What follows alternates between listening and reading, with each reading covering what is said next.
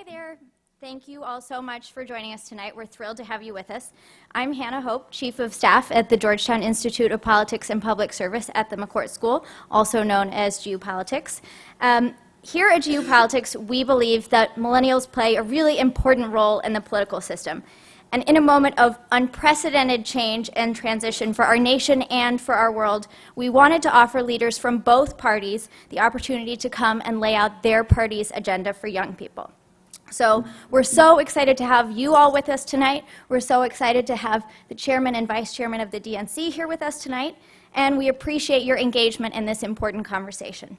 So without further ado, I'm going to introduce Santana Jackson. Santana is a senior in the college and a member of our student advisory board, and I'll turn it over to her now for more formal introductions.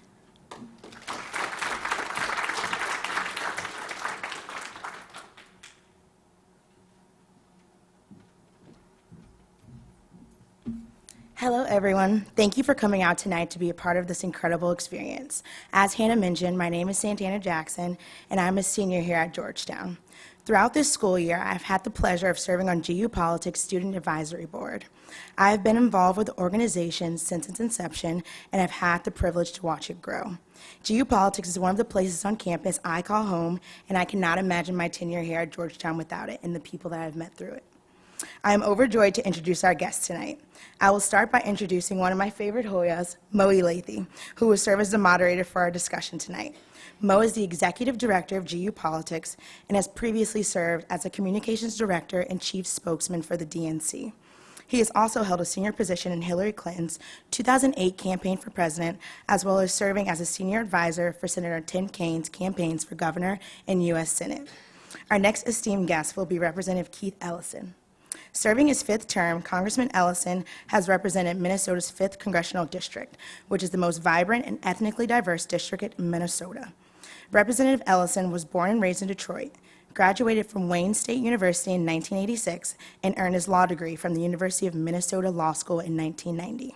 His policy agenda is based on 4 key priorities: peace, prosperity for working families, environmental sustainability, and support for civil and human rights. Keith has been the co-chair of the Congressional Progressive Caucus since 2011. Keith's entire life has been spent bringing communities together. Lastly, tonight, we are joined by DNC Chairman Tom Perez. Tom Perez has never hesitated to take on a fight. He has stood up for progressive values his entire career, from his time on the Montgomery County Council to his years leading the U.S. Department of Justice Civil Rights Division and the U.S. Department of Labor. The son of immigrants from the Dominican Republic, Tom grew up in Buffalo, where he learned the values of a union town. After putting himself through college with Pell Grants, working on the back of a trash truck, Tom started his career of public service as a DOJ civil rights attorney, prosecuting racially motivated hate crimes. But Tom's strongest roots, as many of you know, are in local organizing. In 2002, he became the first Latino elected to the Montgomery County Council. As chairman of the Democratic Party, Tom continues to get things done. He is rebuilding the DNC as an all-day, everyday, year-round organization that supports our state parties, reaches out to voters in every zip code, and grows our parties from the grassroots up. I encourage everyone to join the conversation online and make your friends jealous by using the hashtag DimsAtGU and tagging @GUPolitics. Thank you all once again for being here with us for what I'm sure is bound to be an unforgettable night. And without further ado, please join me in welcoming our guests, Deputy Chairman Keith Ellison and Chairman Tom Perez.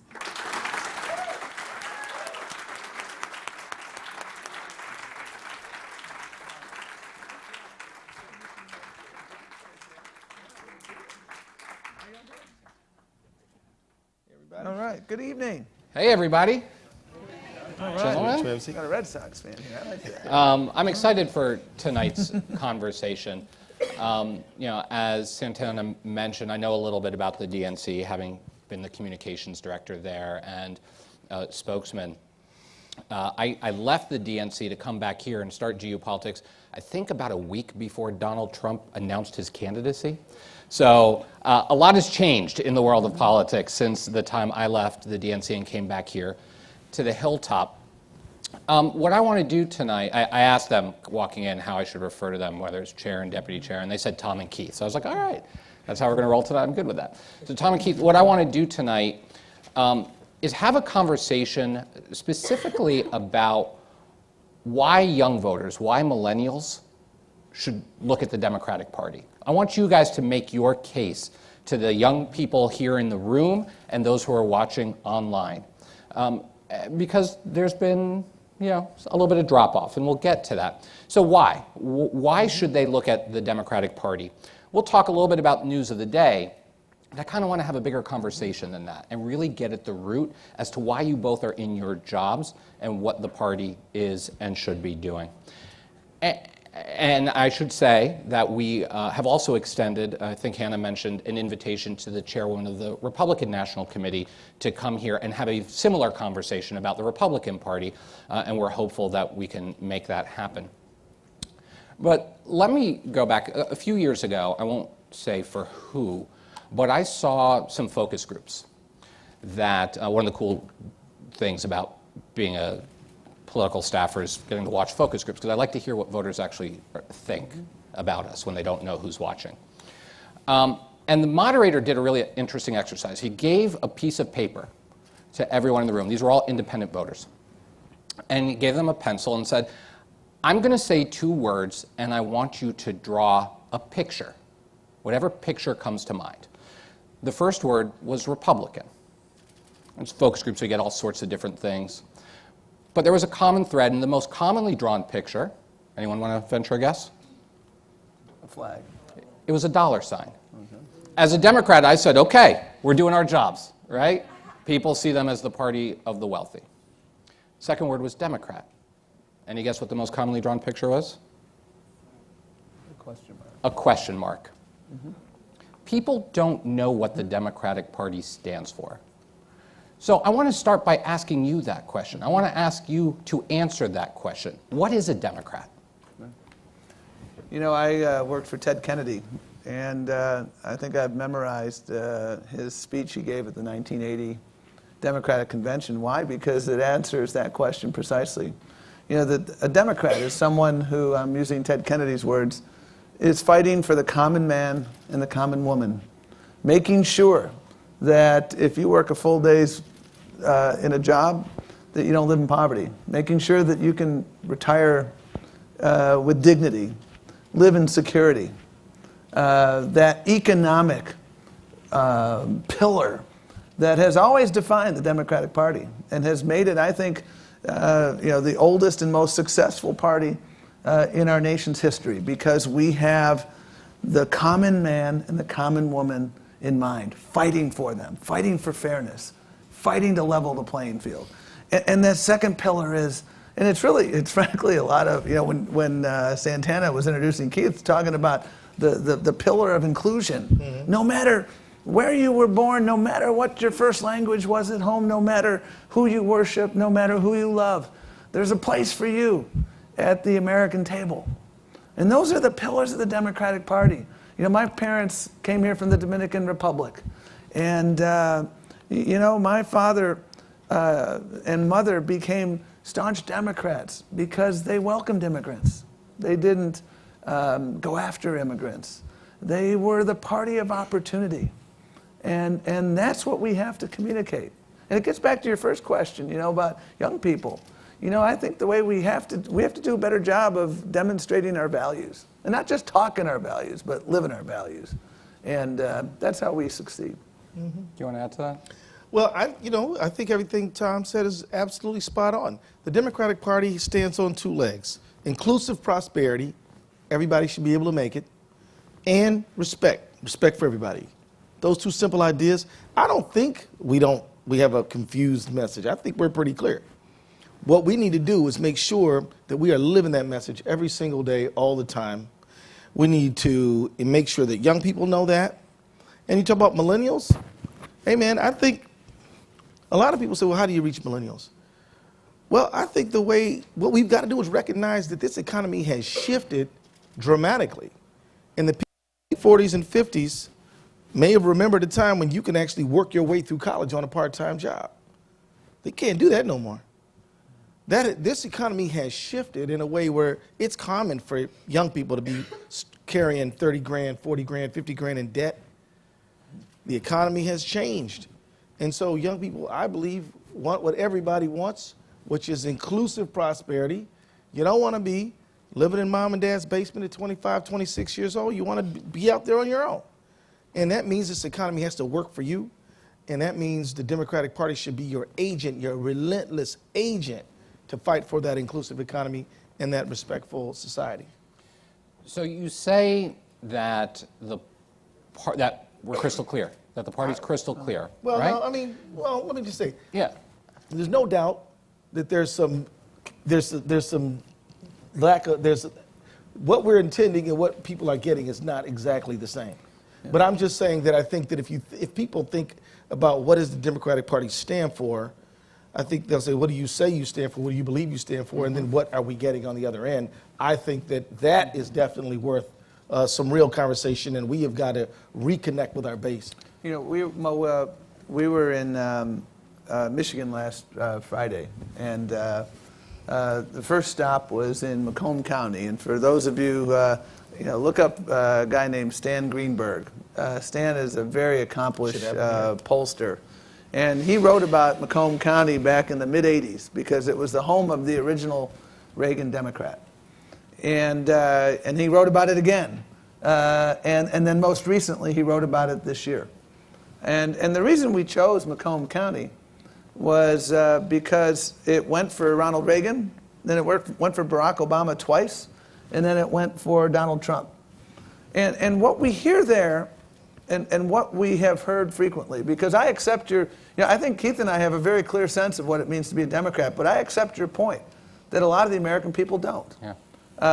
And what we frequently hear, and I've been a part of some focus groups that have been able to observe, is a lot of folks who say, the Republicans are the party of the rich, the Democrats are the party of low-income people, and who's looking out for me?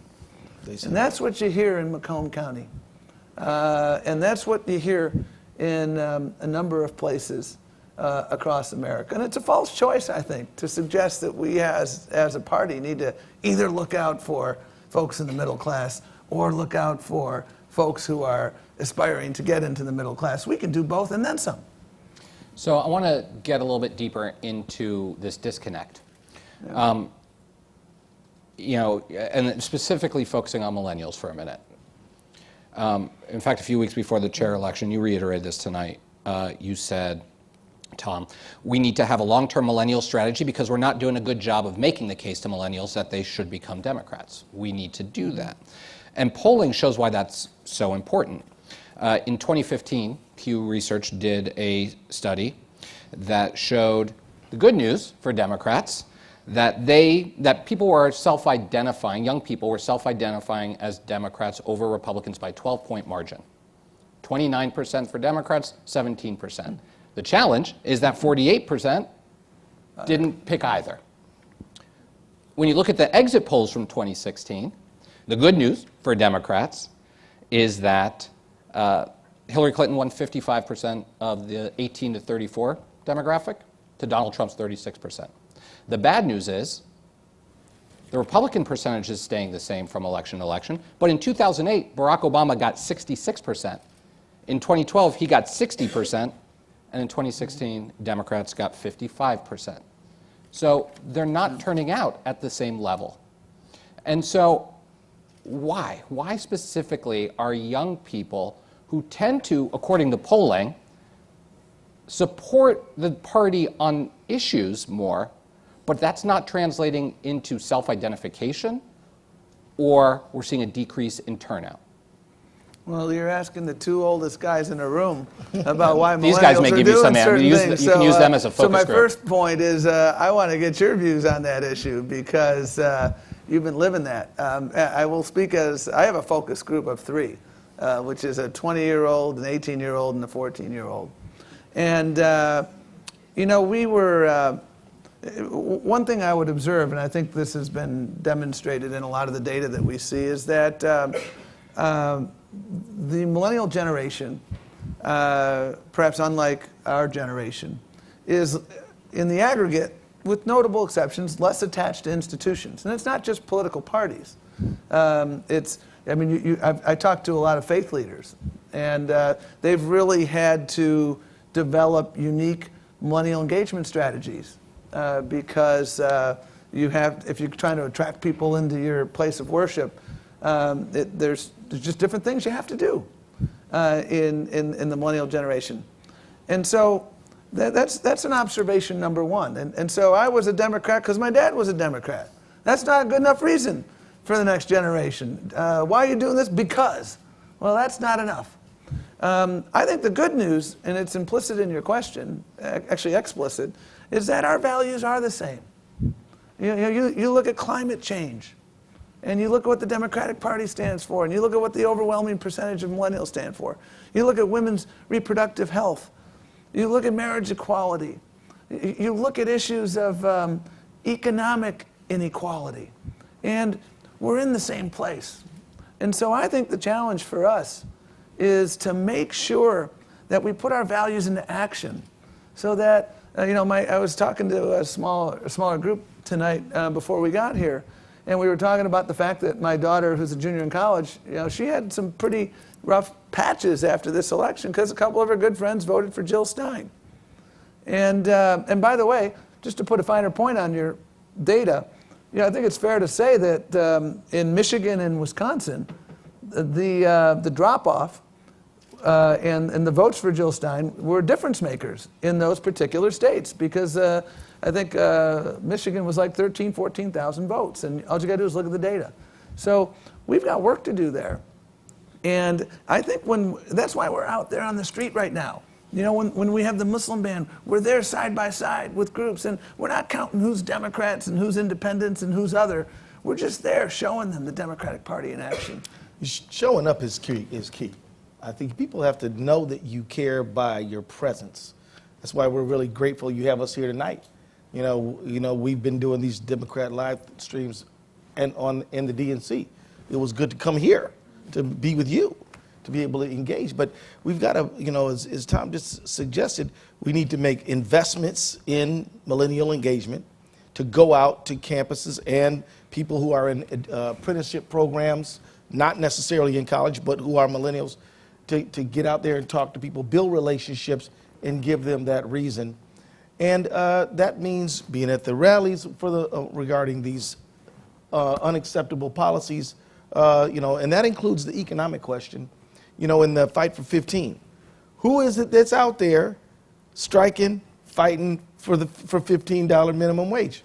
It's millennials, but they got to see you to know you're on their side.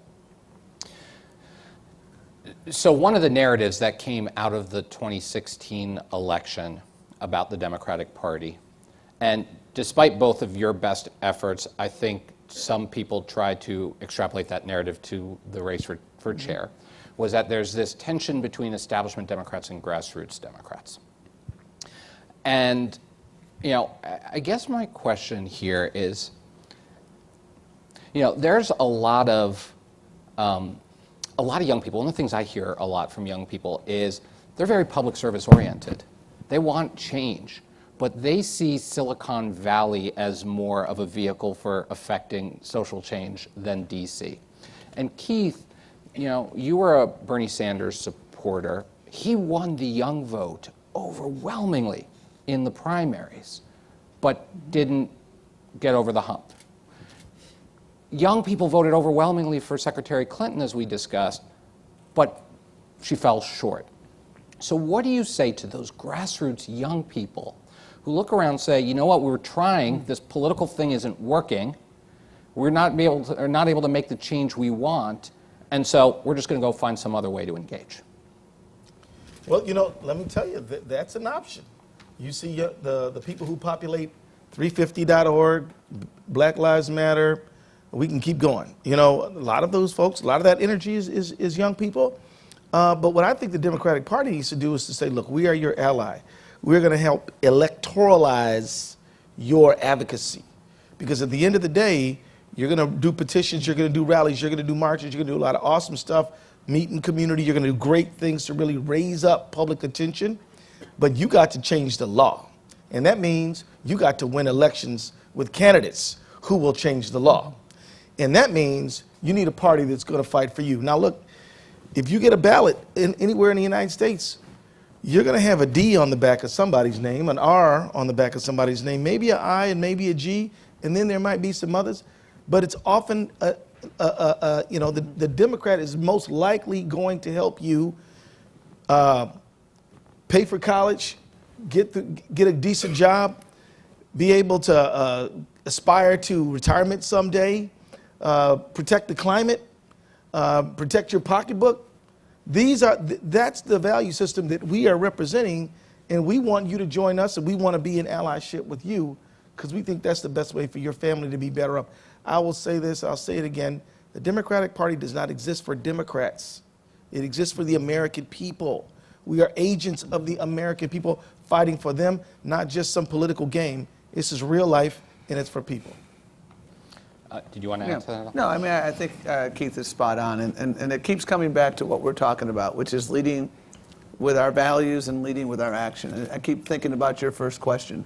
When we articulate our values and do so clearly and do so with our deeds, not simply our words, that's when we do well. I mean, yesterday and today have been horrific days for anyone who cares about climate change. The war on science has officially been declared. And who's going to lead that battle back? It's going to be Democrats. I mean, at the polls. It's not just Democrats. But what we're trying to do is to say to folks, on the things that you care about the most, put party affiliation aside. Pick the 10 issues that you care about the most. And then take a look at where we are. And I'm confident that we're with you, every step of the way. And that's what we have to do, Mo. And we've got to do it conspicuously. And we've got to do it in a this isn't El Hague, I'm in charge. But we're spending a lot of time with a number of the emerging organizations. And our question is simple. How can we help? How can we work together? How can we create synergies in this moment? And here's the good news.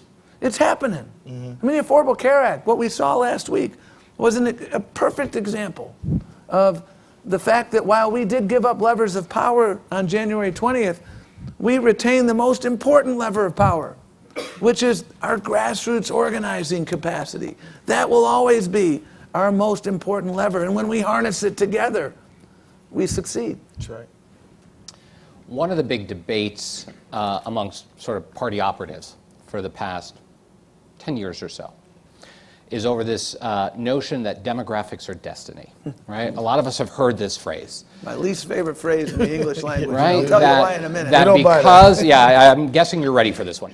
That because of the changing nature of the electorate in a number of states, that African Americans and Hispanics and Asian Americans and other members of the quote-unquote Obama coalition are becoming a larger percentage of the electorate, that Democrats can focus on that. The other argument is Democrats need to focus on white working class voters more. That used to be a bedrock of the Democratic coalition, and as we saw in this last election, is all but abandoned the party. I'm not going to ask you which you agree with, because which the party needs to do, because I'm guessing your answer would be both. We need to speak to both. So my question is how? How do you speak to both? When parties and campaigns are exercises in managing limited resources, how does the party actually get out there and speak to both of those constituencies? Well, I think we can and we must. And it gets back to what I said about Ted Kennedy. Dr. King said, the best civil right is a good job. And that's not just a statement that is relevant in communities of color. That's a statement that resonates everywhere. In Ohio, we went there after the election, did a deep dive, the Ohio Democratic Party. And what they learned was pretty straightforward. For most voters in Ohio, it's the economy, stupid. And what they heard from Donald Trump was, I'm going to bring your coal jobs back, which we can stipulate basically was a lie. We know it's a lie, but you know what? That's not that relevant for those voters, because what they saw in that statement, Mo, was, I feel your pain. And what they heard from us was, vote for us because he's crazy, which I'll definitely stipulate to. But that is not an affirmative statement.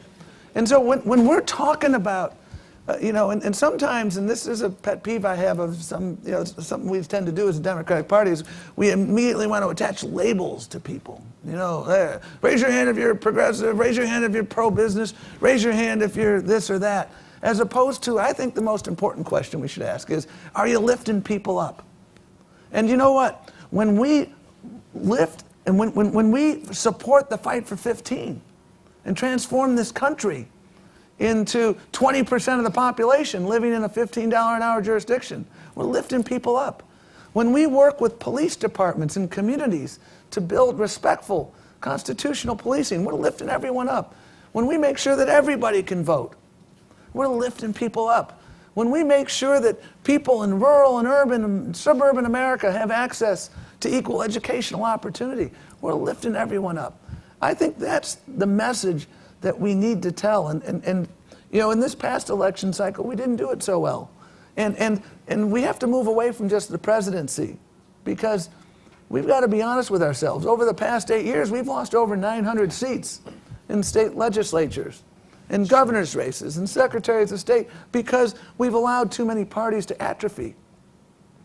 The best way to make sure we're taking back America is to make sure that we're leading with our values and putting our values in action, but we're building that infrastructure. That's what Keith has spent a lot of time on in Minnesota, is helping to build that infrastructure. And when you have that infrastructure in place, when you're organizing and when you're talking to people and listening to people and making sure that you have an every zip code strategy, not ignoring whole swaths of states, which we have done as Democrats to our detriment. Shame on us. That's how you succeed. This issue of resources, man, if you don't mind me waiting in here, Mo, and I think Tom and I agree on this. We raise a lot of money. We do. I mean, I think Hillary Clinton would actually raise more money than Donald Trump. Am I right about that? I think that's right. We've got to ask ourselves what we're doing with the money that we're raising. I think that we've got to put more money into building meaningful relationships on the ground. The big TV ads and the expensive data analytics, all these things have their place. But I think that when we figure out how we're going to resource allocate, we have got to say that door-to-door, the relationship-based campaigning must play much more of a prominent role in the way we campaign. You said that you made a point about destiny, about demographics being destiny. Well, let me tell you, Tom Perez spent a lot of time defending the right to vote from people who are trying to suppress it. Am I right about that? Mm-hmm. I mean, they will, if they don't care how many people there are, they just say, we're just going to make sure you need a photo ID. We're going to make it harder for you to vote. Take away same-day voter registration. And elections are not blowouts a lot of times. They're based on very thin margins. And so it's key that we understand that there is no substitute for campaigning, building relationships on the ground. And the last point I want to make is, look, man, it's easy to understand. When they were trying to pass right to work for less laws in Kentucky, for example, there's enough Kentuckians who want a fair wage to organize them to push against it, and maybe some of them want to run for office, be part of that pipeline. We don't have to take money, say we're going to take folks from New York and take them to Kentucky. They're Kentuckians who want to get paid fair. So we can do this thing, but we've got to organize in every zip code. We can't say we're going to ignore the red states and the blue states and only campaign in the swing states, and then only campaign to the likely voters, and then only talk to them through television. I have a bunch more questions. They're going to have better questions, so I want to get to that very, very quickly. I'm going to ask two more, and they're both on something that you each have touched on. Keith, you led off talking about the economy, and Tom, you mentioned it as well. You're speaking to a room full of people that are about to enter the workforce sometime in the next couple of years. Yeah. And gone are the days where a college degree automatically translated into a job. Add to that the burden of student debt, which I would be run off campus if I didn't bring up. Mm-hmm. What is the Democratic Party offering young people in terms of an economic agenda to ease that anxiety as they enter the workforce? Well, Go ahead. I was just going to say, we have a platform that we're both very proud of. And in that platform is a very clear statement about the importance of debt-free college. And I think we need to aspire to free tuition.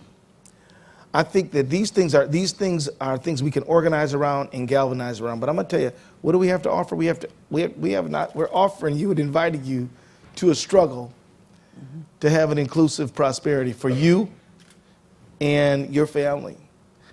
Because we cannot guarantee you these things unless we win. And if we win, then we need candidates who are willing to execute on the platform.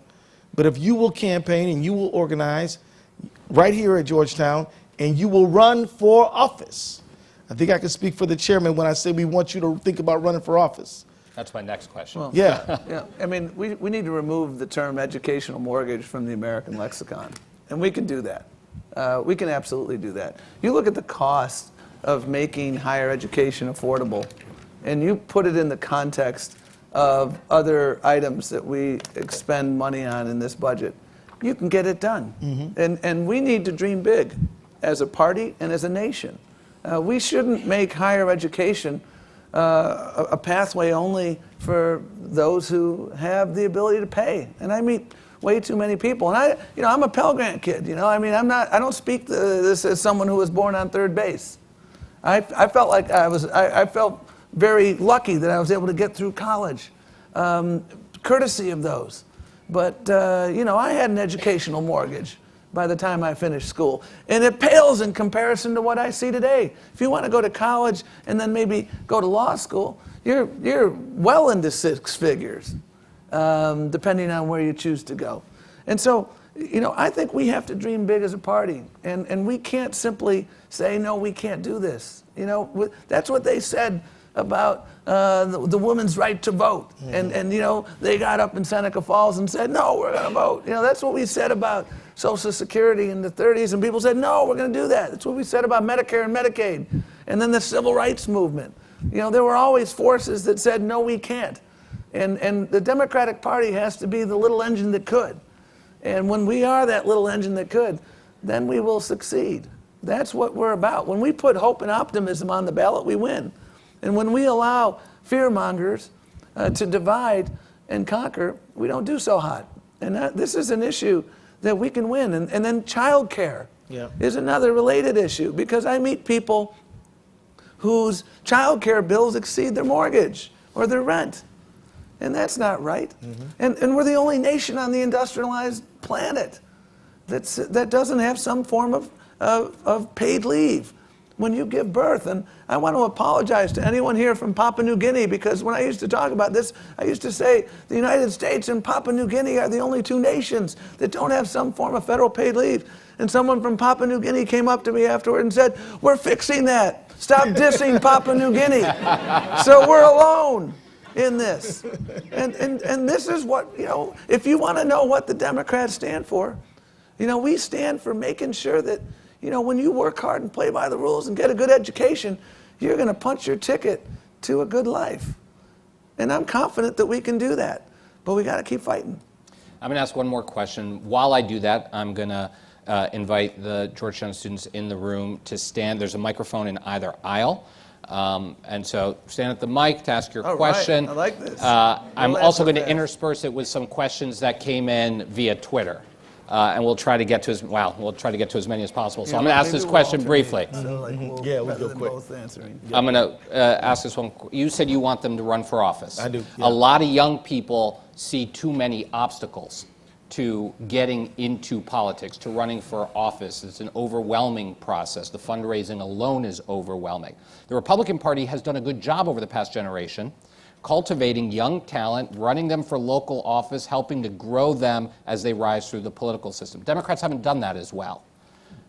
What are you guys going to do with the DNC to tackle that, get more young people to run at the local level and grow the bench? We're in the middle right now of a transition process, and one of our work streams is we're developing a long-term millennial engagement strategy. And Mo, I wish I could say you're wrong, but you're absolutely right. The Democratic Party has not put its money where its mouth is in terms of millennial engagement. We've all too frequently talked the talk, but we haven't walked the walk. Again, if someone told me, hey, Tom, you could go work at the DNC, and I'm in college, and you can go do that for free, I'd like, folks, not in the cards. I'm working 3 jobs so I can get back to school and help pay tuition.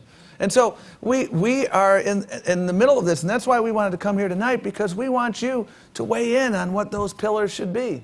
And I can tell you, we've got some great ideas that have been brought to the table, and part of them is to make sure we are developing that pipeline, investing in that pipeline, so that you're running for school board. My kid who's at Madison right now, she has a student who was a senior who just ran for the Madison City Council. All right. And won. And so, you can do this. And we want you to do this. But, we have to be honest in saying we haven't done enough. And that's one of the reasons why we're so excited to be here, because we want you to give us your input on what we ought to be doing. That's great. Let's start taking some of the smart questions now, and we'll start over here. Hi, guys. My name's Michael Blank. I'm from Westchester, New York. And my question's for both of you. I'm a lifelong Democrat, and I'm really concerned that our party, it just seems like it's learned nothing from this election so far. There's a lot of reasons why Trump won, but considering his success in the Rust Belt, I'd say the biggest reason is that his economic message, no matter how dumb it was far more direct and clear about how he would bring back jobs for white working class voters in the Rust Belt. And although I disagree with it, it was a lot more specific than Hillary's, and it brought down the blue wall and won him the election.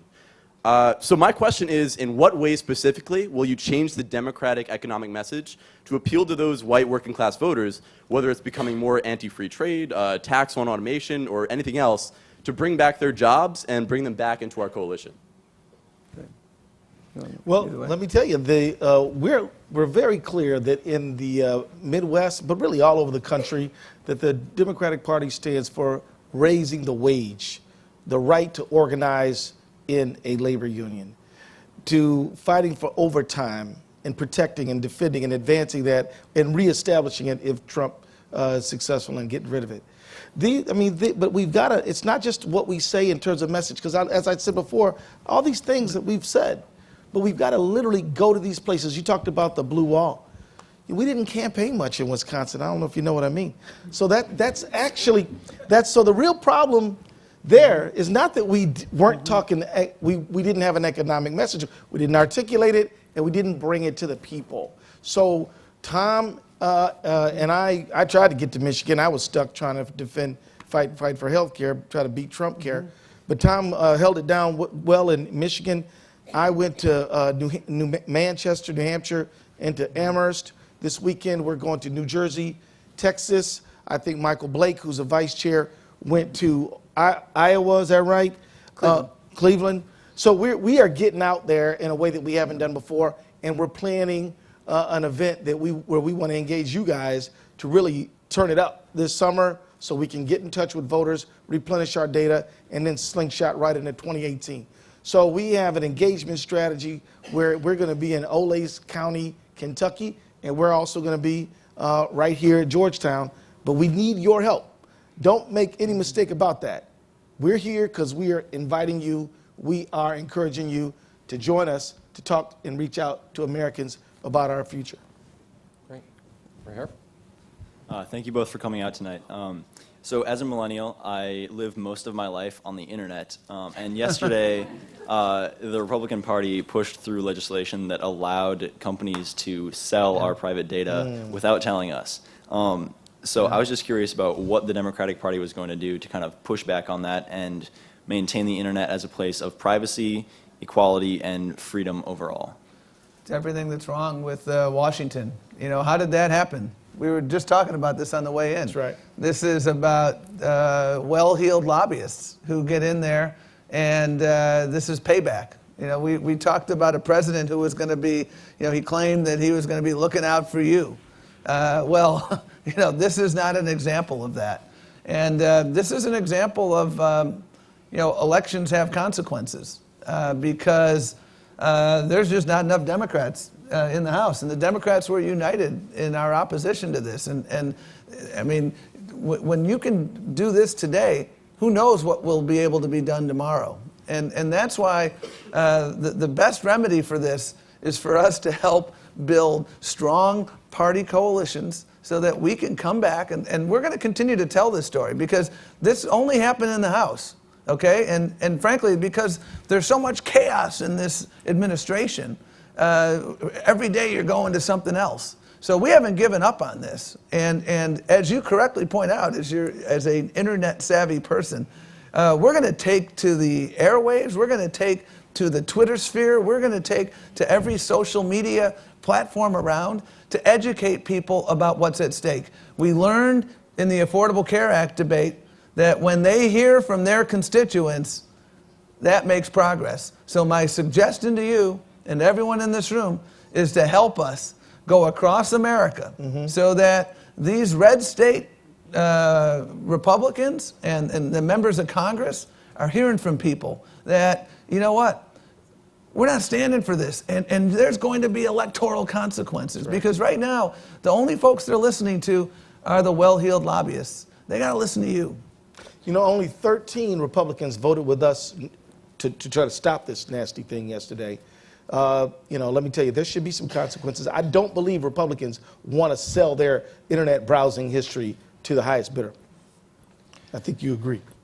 Tom, you talk about well-heeled lobbyists as being a big challenge that the party faces. There's another one, and that is gerrymandered districts. Yep. Right? And so that brings me to the next question, which came in from Twitter. Alex Coopersmith, who's a Georgetown student, who asks, how will the Democrats fight against gerrymandering in 2020 redistricting to make more representative and competitive districts? Yeah. Well, I'll tell you, this is the voter suppression and gerrymandering, both racial gerrymandering and partisan gerrymandering, are some of the biggest threats to our democracy. And we both, throughout our campaign, and frankly throughout our adult life, have spent time. I was in the voting rights I was running the Civil Rights Division, and we took on Texas, we took on South Carolina, we took on a number of these cases. There's going to be new lines drawn in Texas as a result of a lawsuit that we brought. But frankly, what the party has to do is play more offense on this. Yeah. And that's why we are establishing a voter protection and empowerment unit within the Democratic Party. That's why we are working hand in glove with a commission set up by President Obama and chaired by Eric Holder and others. And he was my boss. We spent a lot of time on this. So what we have to do is make sure we are out there both playing defense against the gerrymandering that we see. And by the way, that's why these elections are so important. Because if you want to take over the House of Representatives, we got to take over state houses. And if we don't take over state houses, we're going to have another 10 years of this. And one of the biggest challenges that exists in Washington right now is that Republicans, and frankly Democrats in many cases, their biggest concern is a challenge on their right.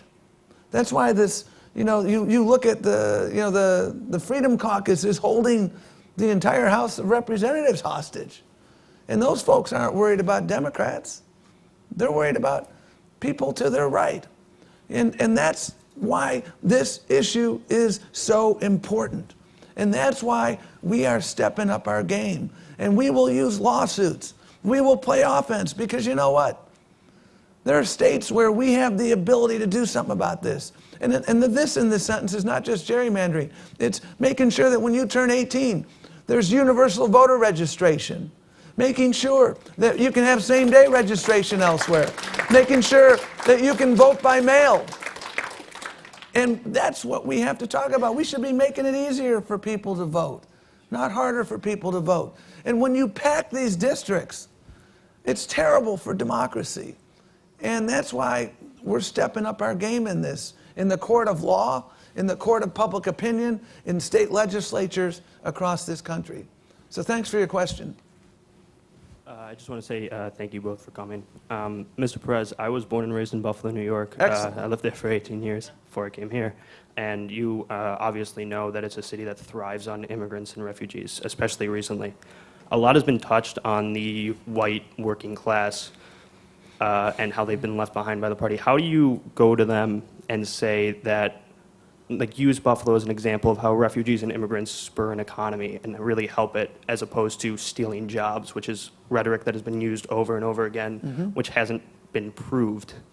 And how do you assuage those fears for the white working class? Sure. By giving folks the facts. You know, my family came to Buffalo, New York from the Dominican Republic. I often refer to myself as Buffalo-Minican. Okay? We moved to Buffalo. My family moved to Buffalo because of the similarities in the weather between the Dominican Republic and Buffalo. And, you know, my father was an immigrant, served this country with distinction, got a job at the VA hospital. My parents gave birth to 5 kids. 4 of them are doctors. The black sheep became a lawyer. And I'd like to think we contributed to the economy. And you look at where Bethlehem Steel is. Buffalo was a steel town back in the day. And Lackawanna, New York, which was the heart of steel town. You now have remarkable communities of African immigrants, enriching the community in so many remarkable ways. And we need to tell the story of the value of immigrants. And my father opened up a private practice in the heart of South Buffalo. He was the only Latino in that community, and he developed a following because people understood that he's here to help. And when we tell that story, that's how we thrive. We've been a nation of immigrants our entire life. And I said before, when we put hope on the ballot, we win. And when we tell the story of this nation and what immigrants have done, that's the story of opportunity. Ted Kennedy had on his, in his office, no Irish need apply. You know, the story of America has been the story of opportunity, but it's been a story of discrimination and a story of overcoming that. That's the unfinished business of America. And we need to tell that story, and we need to tell it clearly and with pride. And that's why I tell my own story of Buffalo, New York. And I'm confident this is not the first time in our nation's journey that we've had fear-mongering, whether it's World War II and some of our worst moments in our nation's history, whether it was the Chinese Exclusion Act, whether it was the Know Nothing movement of the mid-19th century. We've had these movements before. And why have they been defeated? Why will this movement be defeated? For the same reason why the effort to repeal Obamacare was defeated last week. People rise up. Our better angels in this country, history has shown, have always prevailed. But they don't prevail on their own. You got to get out there and organize. Democracy is not a spectator sport. We need you out there telling that story. And when we tell that story, our better angels, they win out. And this is going to happen again. Over here. Hi, I'm Will. I'm a freshman in the School of Foreign Service. So at Georgetown, I'm in E.J. Dionne's class on religion and American politics. And we've learned a lot about how there really is a good case for the formation of a religious left, but Democrats really haven't talked much with those voters. And so I was curious as to what is the DNC's plan going forward for religious outreach? You know, I tell you, our faith communities are really so critical to organizing, to messaging, and they don't even have to do any politics. They can just talk about those important values of love, compassion, and all these sort of injustice. And faith communities are the ones leading the band on immigration, leading the band on healthcare. And I can tell you in my own town of Minneapolis, last Ramadan, I'm Muslim myself, the Christian community got lawn signs that said, "To our Muslim neighbors, blessed Ramadan." And when I saw it, I was like, wow, I was really touched. So it's the faith community that is helping pull us together and keep us together. And I do believe that the Democratic Party needs to see our faith community as part of how it is that we move our values forward. And so they're ready. They're a part of this. They're stepping up to help. and we're engaging them. And if that's an interest that you have, we certainly want to get your talents on that, because we do need to really pull our I don't know if you call them religious left or not, but I know what you mean when you say it. But those folks who actually emphasize the love, compassion, acceptance part of the book, right, as opposed to the judgment, condemnation part of the book. And I think that those people are key allies, and I'm glad you're lifting them up right now, because they're critically. I mean, remember, MLK is a preacher, right? Dorothy Day, she was motivated by religious belief. John Carroll, who's was out there. I mean, all these folks, who did good, did it because of something, a higher calling that they had, and we need to embrace that. And it's not simply the religious left. I mean, you look at immigration reform and how it brought together faith leaders of, from across an ideological spectrum, understanding that, they understood what Leviticus says about treat the stranger among us. And so I think there's really remarkable opportunities, regardless of one's faith tradition, making sure that folks who are living in poverty, Matthew 25 Catholics and Matthew 25 Christians, and if you read, the Quran, and it's the same message. And that's why faith leaders across an ideological spectrum, I think, have been able to come together around a number of important issues. Georgetown always appreciates a good John Carroll shout-out, Oh, so yeah, thank you man. for that. I do what I can. I'm Thomas Moakley. I'm from Falmouth, Massachusetts. And it seems that, if not in votes, then in rhetoric, Republicans seem to have a monopoly on appearing to be pro-military, even if there's no basis in policy. Do you think that this is a branding issue for the Democrats, and what can we do about it? Well, let me just tell you, man, my son was an active duty military up until about a week. And not a week, maybe 4 weeks. He's been home a few weeks now. And I can tell you this, who's helping him when he went to the VA? Democratic policies. I mean, it is clearly a key element of the Democratic Party that we have prior military service, that we embrace these folks, and that we make sure that we're the ones fighting for the GI Bill. We're the ones fighting for people to have, hotlines if they're feeling after military service that they need emergency help to deal with mental health crises, and that they're getting their claims processed. When the Republicans shut down the government for 16 days a few years ago, y'all remember that? They shut down the VA. So, you ask, if we're doing it, how do we claim credit for it? And I think that this is an excellent question. At the Democratic convention, I think it was very clear that we had a very strong military presence. Kaiser Khan, was up there, kind of stole the show. But I think it's just repetition, and we've got to be in every VFW, every American Legion, and understand that as the Democratic Party talks about an inclusive economy, most people who go serve in our nation's military come from working class backgrounds. And so that's a natural constituency for us. Do you happen to be prior service? No. Okay. My father. Oh, yeah, absolutely. There's one more thought on that, and I think we have to understand also that America is at our strongest when we understand where you derive your strength from. And you look at this budget that was submitted, and you look at the cuts in the State Department. Our diplomacy is one of our greatest tools to preserve American strength. And you look at the efforts that are reflected in this budget to undermine that ability to lead with our head in ways that have sustained us over generations. It's remarkable. And then you look at, the Muslim ban. The Muslim ban did not make our nation safer. And it was a great recruiting tool for folks who want to do bad things to America.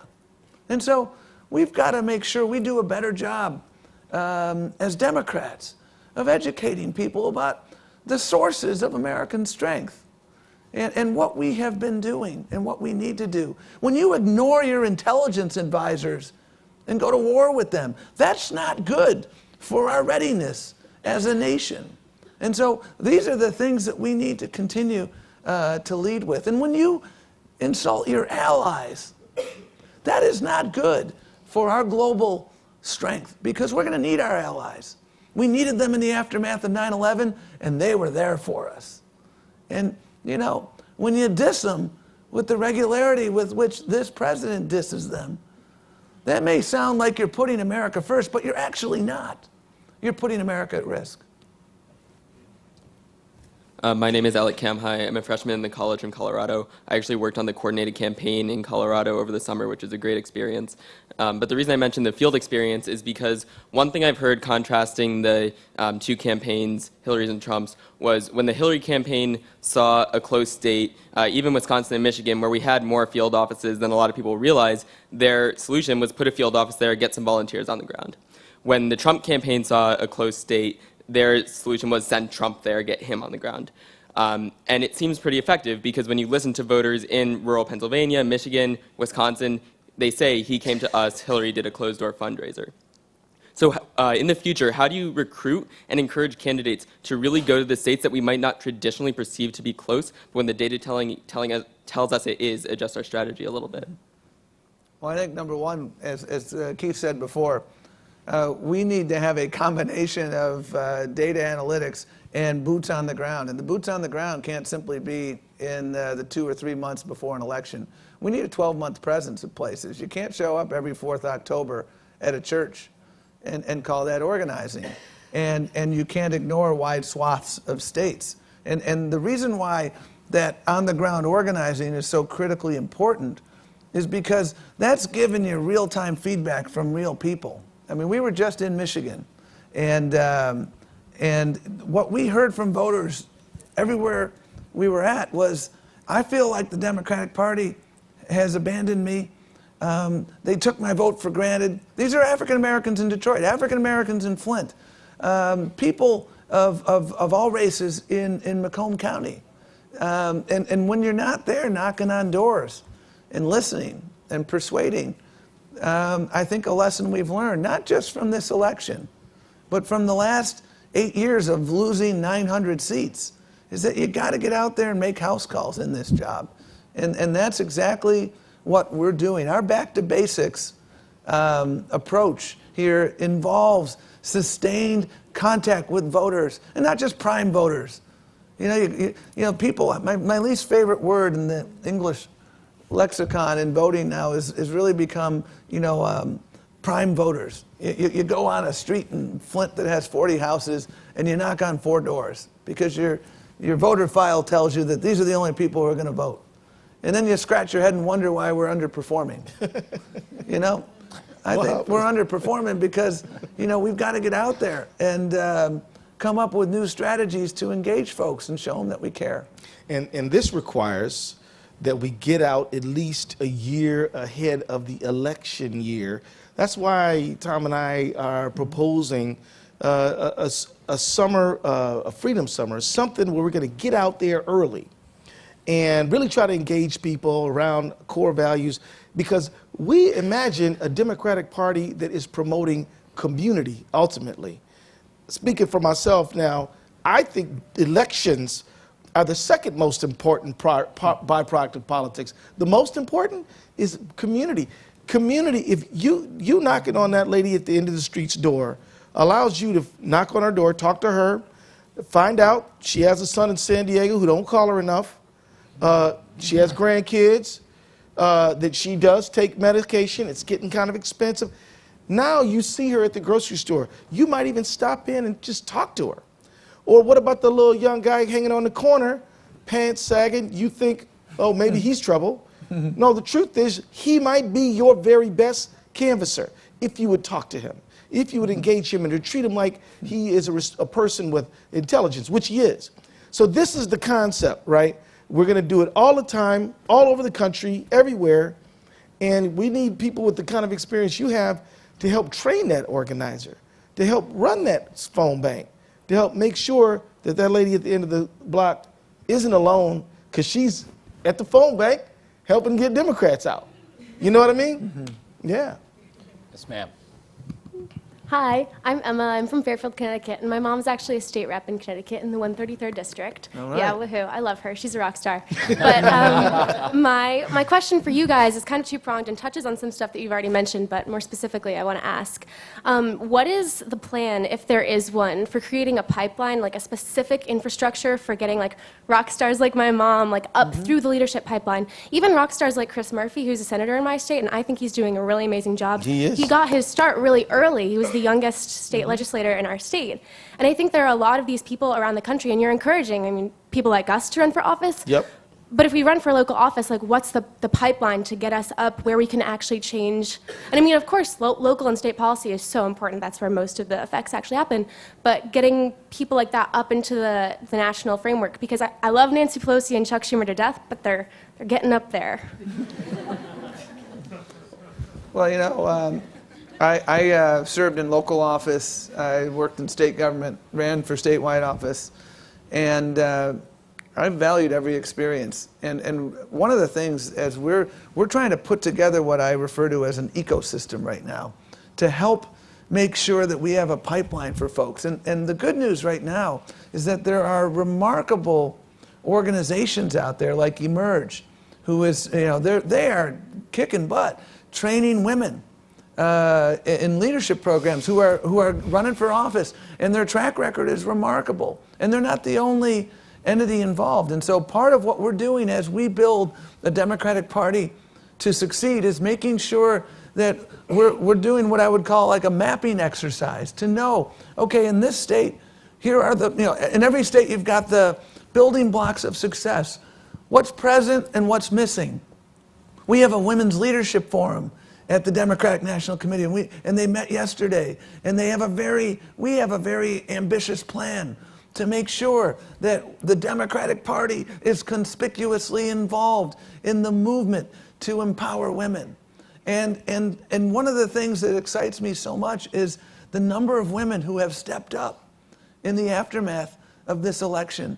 And part of the work that lies ahead is to make sure that we're providing those opportunities. And then at the DNC that we're lifting them up. And you're going to see as we put together our surrogate program, it's not just folks in Congress. It's folks, you know, mayors who are doing tremendous work, millennial mayors. You know, we had one millennial mayor who ran for DNC chair, Mayor Pete, from, you know, the great city of South Bend, Indiana, who did great work and is a star. I'm not going to call these folks rising stars. I think they're already stars in the Democratic Party. And that is why I'm excited about our strategy, because we're not just simply defining success here in Washington. I think, you know, so much change that's happening around this country right now is happening in state and local government. And our goal is to help move that along and then to lift it up. And when we do that, I think we lead with our values and we demonstrate to people what Democrats are all about. Thank you. We've only got time for a couple of more. Gentlemen, thanks for being here. My name's Tyler. I'm a junior here at Georgetown. And I was wondering, so NBC and CNN have recently reported that it seems like you're clearing house. And of course, there's a leadership change going on. That's normal. I think a lot of people our age are happy that there was leadership change. And we're frustrated with what happened in the election and with the DNC. So I wonder, what structural changes are you looking at taking, or are you undertaking to change things to move in a different direction that the DNC has been going in? Well, let me say at the outset, you know, there are some just remarkable people who've been working at the DNC, and I have profound respect for them.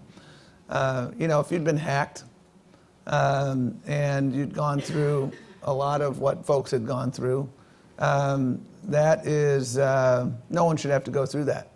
And so it's been a very, very challenging stretch, and I have profound respect for the men and women who've been, you know, carrying the torch forward. And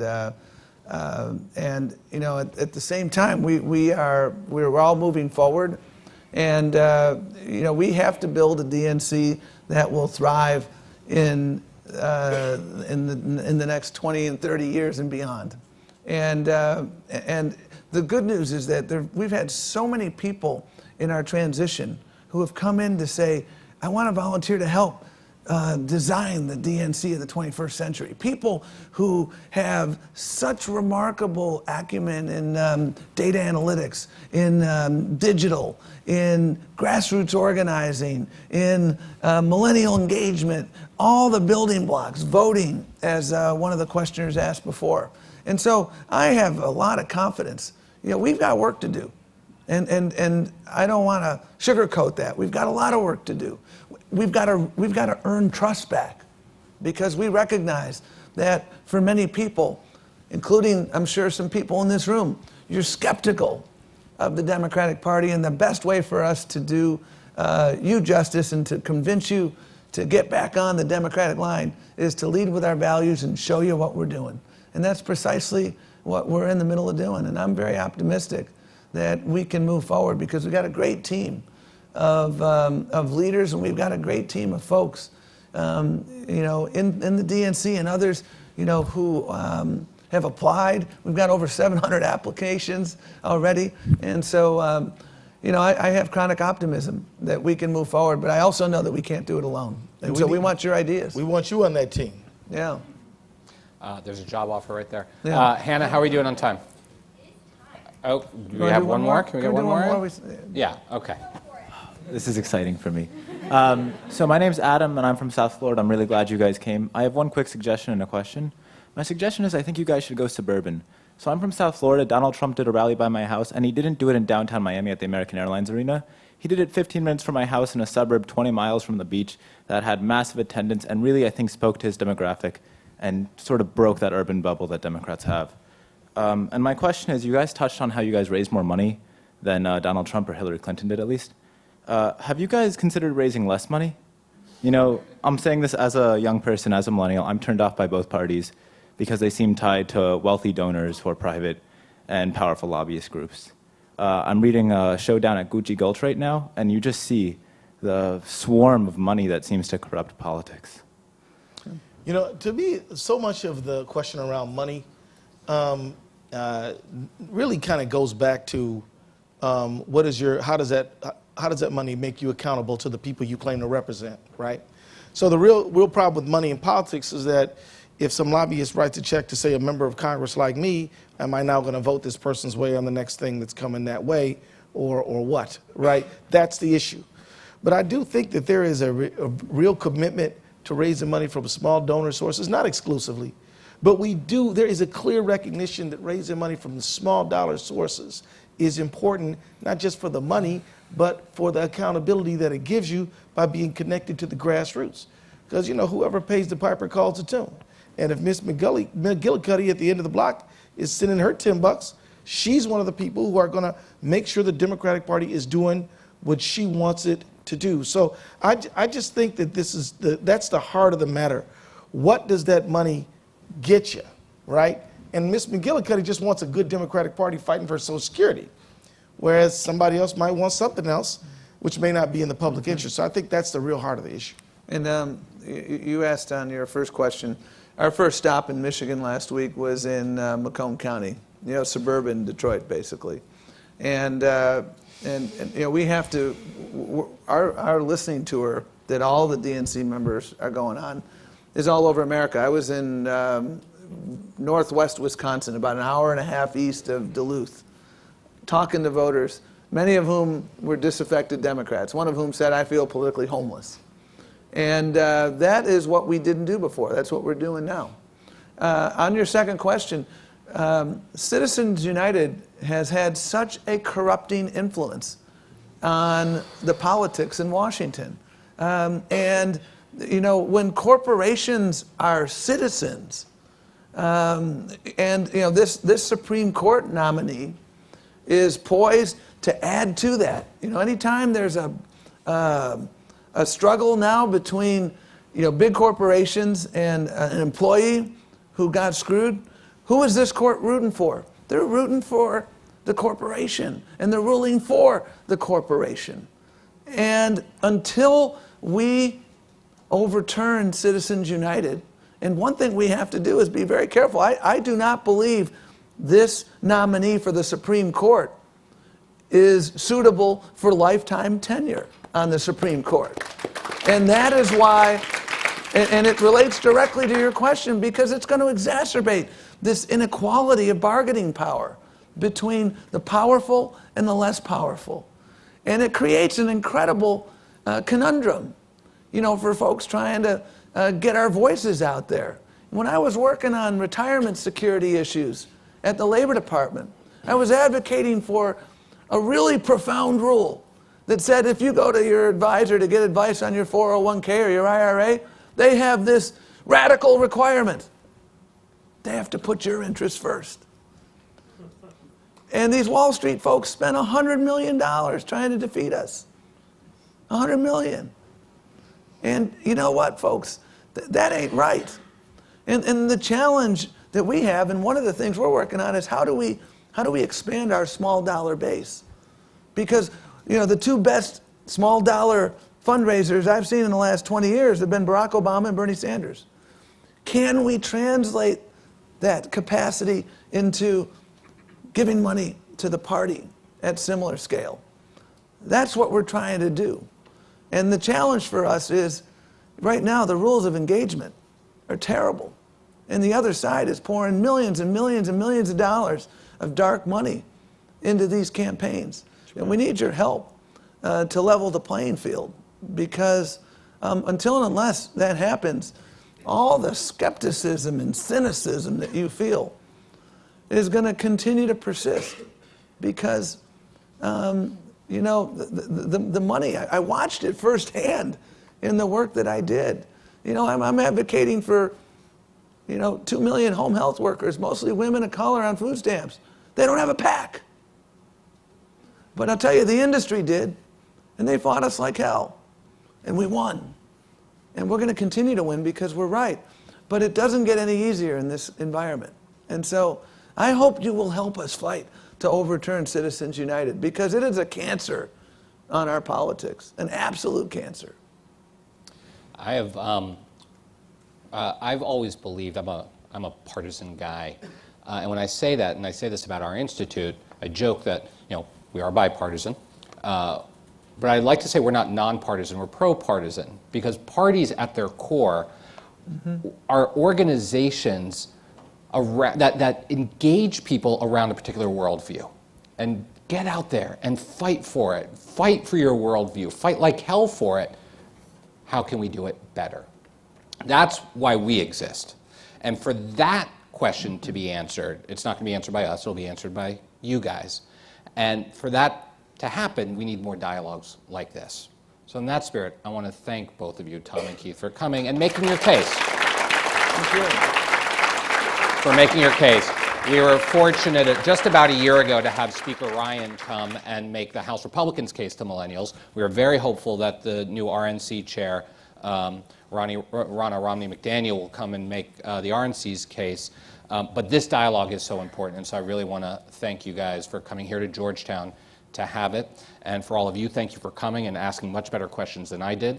And please stay engaged at GU Politics on all the social media platforms to see what we've got coming next. And listen to Democrats Live next week, all right? Amen.